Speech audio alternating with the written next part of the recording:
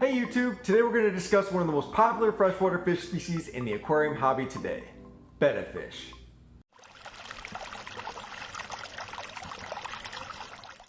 My name is Jake and this is Raccoon Creek Aquatics, where we talk about aquarium related topics in general and planted tanks in particular. I have a lot of new and exciting projects and topics coming up, so if you're new to this channel, consider subscribing so you don't miss anything. As we get into our conversation about the betta fish, I'll show you the setup where I keep my betta, talk about minimum tank size requirements, diet, water parameters, and also possible tank mates. But before we get into this, we have to settle something. I pronounce the name of the fish betta, but I also hear some people call it beta. Which do you prefer? Leave a comment down below and type 1 for betta and 2 for beta. So as promised, here is my betta. I've kept them in this tank for about 6 months. The tank itself is a 5.5 gallon aquarium, and I'm using a hang-on back filter for filtration. This is a planted tank. The bonsai tree is made up of about 35 Anubias nana petite plants, and the carpeting plant is Monte Carlo.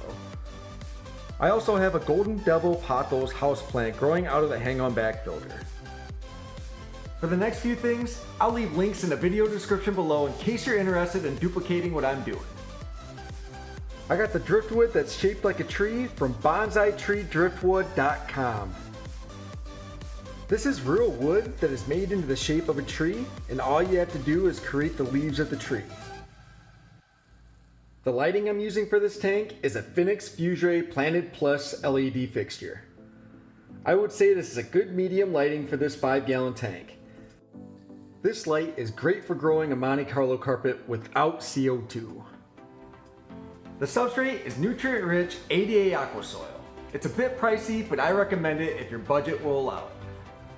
Now it's on to how to care for your betta fish, starting with tank size.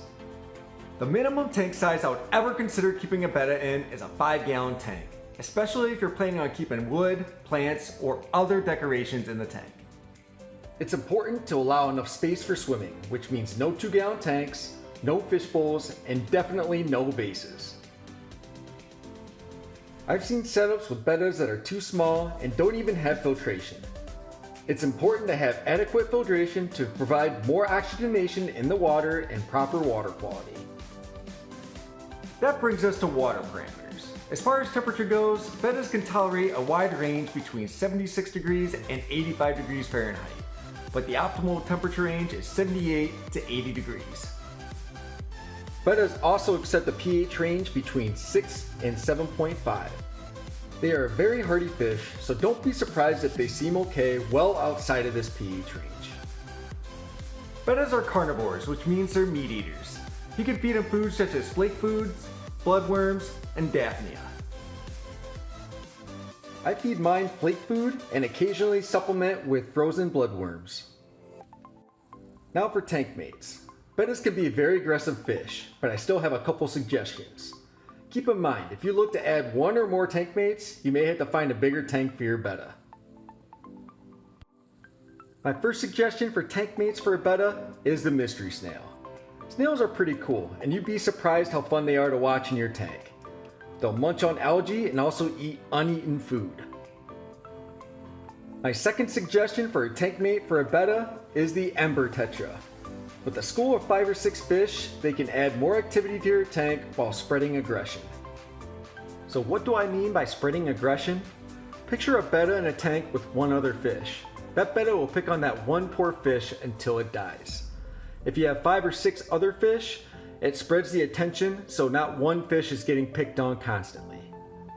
Bettas are one of the most popular fish in our freshwater hobby today, and I really enjoy mine. I'll see you next time.